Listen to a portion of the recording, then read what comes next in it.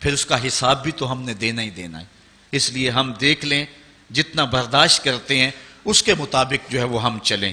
ایک بادشاہ تھا، وہ پھولوں کی سیج پہ سویا کرتا تھا. خادمہ اس کے لیے پھولوں کی سیج بچھایا کرتی تھی. مدت گزر گئی، پھولوں کی سیج پہ سونے کا عادی تھا. ایک دن خادمہ نے سوچا، لونڈی نے سوچا، روزانہ بادشاہ اس سیج پہ سوتا ہے، پتہ نہیں کیا لطف ہوگا. کمر سیدھی کرنے کے لیے، اس سیج کا لطف اٹھانے کے لیے وہ بھی لیٹ گئی. سیج تیار کرنے کے بعد ایک لمحے کے لیے کمر سیدھی کی تو سارے دن کی تھکی ہوئی تھی، آنکھ لگ گئی. بادشاہ وقت پر اپنے حجلہ میں داخل ہوا، اپنے اس خاص کمرے میں داخل ہوا تو ایک لونڈی کو پھولوں کی سیج پہ سویا ہوا دیکھا تو غیرت سے جل بن کے کباب ہو گیا. ایک لونڈی کی یہ اوقات کہ بادشاہ کی سیج پہ سوئے. اس نے جلاد کو بلایا، کہا اس کو الٹا لٹکاؤ اور اتنا مارو کہ اس کی جان نکل جائے، تاکہ باقی خدام کو پتہ چل جائے کہ بادشاہوں کی سیجیں، ان کے بستر، ان کے گھر کتنے مقدس ہوا کرتے ہیں. لونڈی کو الٹا لٹکا دیا گیا اور جلاد ضرب پہ ضرب لگا رہا ہے، کوڑے پہ کوڑا مار رہا ہے. وہ چیختی ہے، روتی ہے، بچا لو مجھے، میری جان نکل رہی ہے. روتے روتے کیا خیال آیا کہ اس نے ہنسنا شروع کر دیا. بادشاہ نے جلاد کو کہا رک جا، اس لونڈی سے پوچھ روئی کیوں ہے، اسے یہ بھی پوچھ ہنستی کیوں ہے. جلاد نے کہا لونڈی بتا روتی کیوں ہے. اس نے کہا تجھے نہیں پتا جب کوڑا لگتا ہے تو جان نکلنے کو آتی ہے، نزا کا عالم طاری ہو جاتا ہے. کہا یہ تو سمجھ ہے، لیکن ہنستی کیوں ہے. کہا ہنسی مجھے اس بات سے آئی ہے کہ چند لمحوں کے لیے سوئی ہوں، اتنی تکلیف کاٹ رہی ہوں، سوچا جو عمر بھر ہو گئی سوتے ہوئے جس کو، اس کا کیا بنے گا. جس کی زندگی بیت گئی اس سیج پہ سوتے ہوئے، اس کا کیا بنے گا.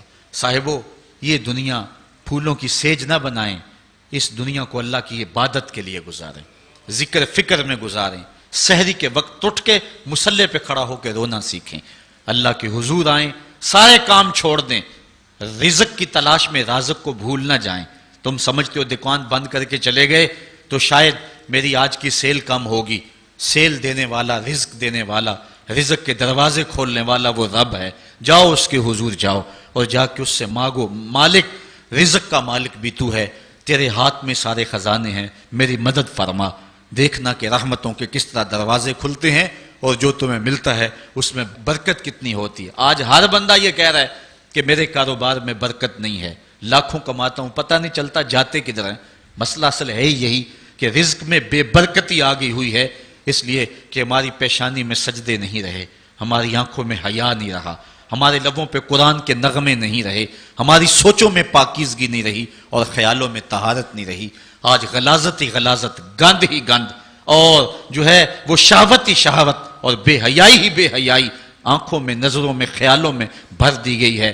بازار میں چلے جائیں، گھر چلے جائیں، گھر کا دروازہ بند کر کے، مقفل کر کے بھی اگر آپ سمجھتے ہیں کہ میں محفوظ ہو گیا ہوں، آج تو وہاں بھی محفوظ نہیں رہا جاتا. عجیب صورتحال بنی ہوئی ہے. اپنے گھروں کو ان ساری شرارتوں سے پاک کرو اور اپنی نظروں کو پاکیزگی سکھاؤ، پھر دیکھنا کہ کس طرح برکتیں ہوتی ہیں اور کس طرح رحمتیں ہوتی ہیں. عبادت کے دو مفہوم حضرت امام رازی نے بیان فرمائے ہیں. آپ فرماتے ہیں التعظیم لامر اللہ. عبادت کا مفہوم یہ ہے کہ اللہ کے امور کا، اس کے حکم کی تعظیم کی جائے. اللہ تعالیٰ جل شانہ کا حکم ہے تو دل جھک جائیں اس کے حضور اور اس کو ہی بڑا جانا جائے. اور دوسری بات وشفقت علی خلق اللہ. عبادت کا مفہوم یہ ہے کہ مخلوق خدا پر شفقت کی جائے. حضرت امام غزالی نے اربعین کے اندر لکھا کہ عبادت کی 10 قسمیں ہیں. ان میں سے پہلی قسم نماز ہے، جو عبادات میں سب سے اہم اور سب سے بڑی عبادت ہے. دوسری قسم زکوٰۃ ہے، تیسری قسم روزہ ہے، چوتھی قسم حج ہے، پانچویں قسم تلاوت کلام مجید ہے، اور چھٹی قسم ہر وقت ذکر الہی میں رہنا ہے، ساتویں قسم حلال رزق کے لیے کوشاں رہنا ہے، اور آٹھویں قسم پڑوسی، ہمسائے، ساتھی اور دوستوں کے حقوق ادا کرنا ہے، اور نویں قسم امر بالمعروف اور نہی عن المنکر کرنا ہے، اور 10ویں قسم اتباع رسول صلی اللہ علیہ وآلہ وسلم کرنا ہے. یہ عبادت کی صورت ہے. اب معاشرے کے اندر کچھ لوگ تو عبادت کرتے نہیں ہیں اور ان کا عبادت نہ کرنا غفلت کی وجہ سے ہے. ایک طبقہ ہے کہ وہ عبادت کا قائل ہی نہیں، وہ دہریے ہیں، اللہ کے وجود کا انکار کرنے والے ہیں. اور ایک طبقہ تیسرا وہ ہے جو عبادت کرتا ہے لیکن اللہ کے علاوہ کچھ اور لوگوں کی، جس طرح کہ بت پرست ہیں یا دیگر لوگ. لیکن اہل ایمان جو ہیں وہ اللہ کی عبادت کرتے ہیں، اس کے علاوہ کسی اور کی عبادت نہیں کرتے، اس عبادت میں تساہل اور سستی نہیں کرتے، نمازوں کو 5 گانا وقت پہ ادا کرنا اپنا معمول رکھتے ہیں، اور یہی زندگی کا حسن ہے اور یہی زندگی کا جمال ہے. اور جو شخص اللہ کے حضور جھکنا چھوڑ دے، اللہ تعالیٰ اس کے رزق سے بھی، اس کی عمر سے بھی برکت اٹھا لیتا ہے. عبادت کا ایک مفہوم علماء نے اللہ تعالیٰ کی پہچان بھی بیان فرمایا. حضرت مولا کائنات سیدنا علی المرتضیٰ رضی اللہ تعالی عنہ نے وما خلقت الجن والانس الا لیعبدون کا ترجمہ کیا ہے اے لیعرفونی، یعنی ہم نے جن و انس کو اس لیے پیدا کیا کہ وہ مجھے پہچان جائیں. اللہ تعالیٰ جل شانہ کی پہچان بندے کے اوپر جو ہے وہ ضروری ہے.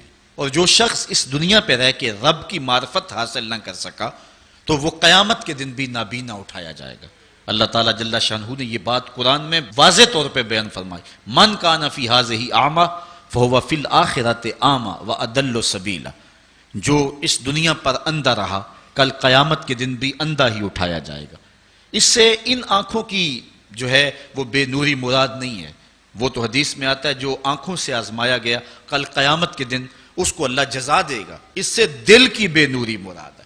ساری زندگی گزار دی، کاروبار کا پتہ کیسے کرنا ہے، سیاست کا پورا پتہ ہے کیسے کرنی ہے، ایک ایک امر کا پتہ ہے، ہر چیز کا پتہ ہے، نہیں پتہ تو جس نے پیدا کیا ہے، جو ہمارا خالق ہے، جو ہمارا رازق ہے، جو ہمارا مالک ہے، ہم لمحہ لمحہ ایک ایک ساتھ ایک ایک گھڑی جس کے محتاج ہیں. شیخ سعدی فرماتے ہیں سانس اندر جائے تو پھر بھی اس کے محتاج ہیں، اندر سے خیریت سے باہر آئے تو پھر بھی اس کے محتاج ہیں، اگر اندر والا باہر نہ آئے تو پھر بھی موت، باہر والا اندر نہ جائے تو پھر بھی موت.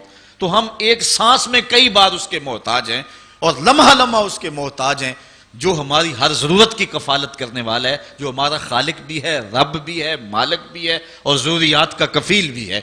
اور اس کو ہم نہیں پہچانتے. باقی ہر دنیا کی چیز ہمیں آتی ہے، ہمیں ایک ایک چیز سے پتہ ہے. ہمیں اتنا بھی پتہ ہے کہ فلاں کرکٹر نے چوکے کتنے لگائے اور چھکے کتنے لگائے ہیں، اس نے فلاں میچ میں سینچریاں کتنی کی ہیں. ہمیں اتنی تفصیلات کا علم ہے، ایک ایک شخص کے بارے میں ہمیں پتہ ہے، لیکن نہیں پتہ تو اس کا نہیں پتہ جو ہماری شاہ رگ سے بھی نیڑے رہتا ہے، جو ہمارے دلوں کے قریب رہتا ہے، جس نے ہمیں زندگی کی بہاریں اور زندگی کا جمال دیا. آئیے اپنے رب کو پہچانیں. اور جو شخص اپنے رب کی معرفت حاصل نہیں کر سکا وہ قیامت کے دن بھی اندھا اٹھایا جائے گا. اللہ تعالیٰ جل شانہ نے محبوب علیہ الصلوۃ والسلام کے سینے پہ اترنے والی اس کتاب میں اس بات کو اعلانیہ طور پر واضح بیان فرمایا گیا. اسی لیے اقبال نے کہا تھا دل بینا بھی کر طلب خدا سے کہ آنکھ کا نور دل کا نور نہیں ہے. میں عبادت کے عنوان سے گفتگو کو ادھورا سمجھوں گا جب تک میں حضور کی ابدیت کو بیان نہیں کروں گا. حضور کی عبادت کا عالم یہ ہے، اللہ کے حضور سجدہ ریزیوں کا اور دیگر عبادت کی جتنی بھی اقسام اور صورتیں ہیں، آقا کریم اللہ کے حضور ساری ساری رات قیام فرماتے ہیں. ہمیں تو جگایا جاتا ہے، اذانیں دی جاتی ہیں، پھر بھی نہیں اٹھتے. لیکن وہاں کیا ہے کہ اللہ تعالیٰ خود فرماتا ہے محبوب ساری رات جاگا نہ کرو، کچھ سو بھی تو لیا کرو. اللہ اکبر. اور اتنی اللہ کے حضور عبادت کرتے ہیں حتیٰ تتورم قدماہ، یہاں تک کہ حضور علیہ السلام کے مبارک قدم جو ہیں وہ سوج جاتے ہیں. اور آقا کریم علیہ الصلوۃ والسلام سے کہا گیا حضور آپ کے وسیلے اور صدقے سے اللہ نے اگلوں اور پچھلوں کے گناہ معاف کر دیے، لیکن اس کے باوجود بھی آپ اتنی کثرت کے ساتھ عبادت کرتے ہیں.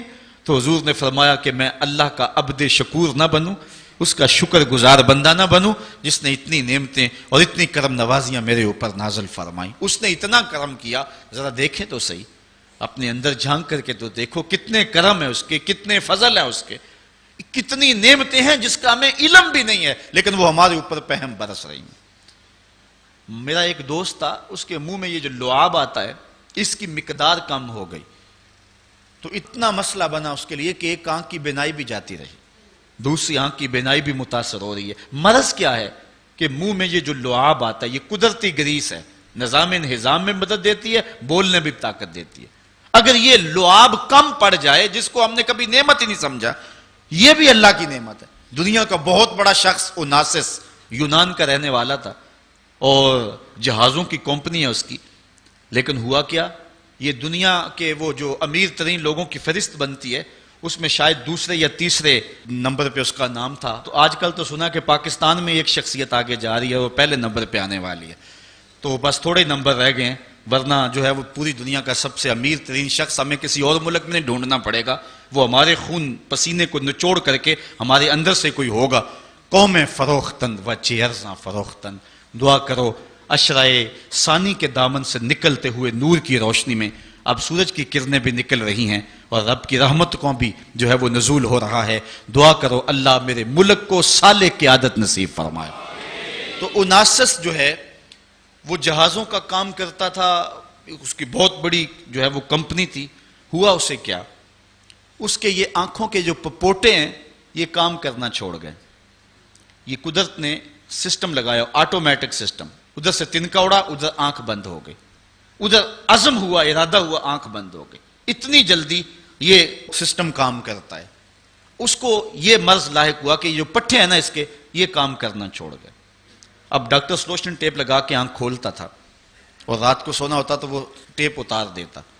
کسی نے اوناسس سے پوچھا کہ تیری زندگی کی سب سے بڑی آرزو، انٹرویو کرتے ہوئے اس نے کاش میں اپنی آنکھیں اپنی مرضی سے کھول سکوں. کہا اس کے لیے قیمت لگانی پڑے تو کوئی پیسے لگا سکتا ہے؟ اس نے کہا ساری دولت جھونک دوں گا لیکن کاش اپنی آنکھیں اپنی مرضی سے کھول سکوں. تو یہ کتنی بڑی نعمت ہے، ہم نے کبھی سوچا، گمان بھی نہیں کیا کہ کیا کیا سسٹم اس نے لگائے ہوئے. یہ تو ایک سادہ سا سسٹم ہے، ورنہ کیا نظام انہضام کا سسٹم ہے، تنفس کا نظام ہے، اور اس کے علاوہ جو ہے وہ دماغ اللہ نے عطا فرمایا. کتنا غافل شخص ہے کہ اس کی اتنی نعمتیں وصول کرنے کے بعد بھی اس کے حضور حاضر نہیں ہوتا. لیکن میرے اور آپ کے آقا و مولا اللہ کے وہ با کمال بندے ہیں کہ بندگی کی انتہا حضور کی ذات ہے. اللہ تعالیٰ نے اپنے محبوب کو عبد ہی نہیں کہا، عبدہو کہا ہے. معراج کی قربت خاص میں اس کے باوجود اللہ جل شانہ کے حضور جب پیش ہوتے ہیں تو اللہ تعالیٰ جل شانہ اپنے محبوب سے کہتا ہے بما اشرفک یا احمد، پیارے بتا تجھے کس چیز سے نوازوں. تو محبوب جواب میں عرض کرتے ہیں بنسبتی الیک شرفنی بالعبودیہ، مالک مجھے اپنا بندہ کہہ کے پکار دے. بندے کے لیے سب سے بڑا اعزاز ہے کہ وہ بندہ ہو، اس کا غلام ہو اور اس کے حضور سر پر سجود رہے. آج کی اس حسین صبح میں اور اس روشن رت کے اندر بندگی کے عنوان سے یہ چند باتیں میں آپ کے گوش گزار کی. اللہ تعالیٰ مجھے آپ کو اپنی رحمتوں اور کرم نوازیوں کا نور نصیب فرمائے. واخر دعوانا آفاق کے ہر ہر گوشے میں قرآن سنا کر دم لینا، اب رکنا نہیں، اب تھمنا نہیں. فردوس میں جا کر دم لینا، آفاق کے ہر ہر گوشے میں قرآن سنا کر دم لینا، اب رکنا نہیں، اب تھمنا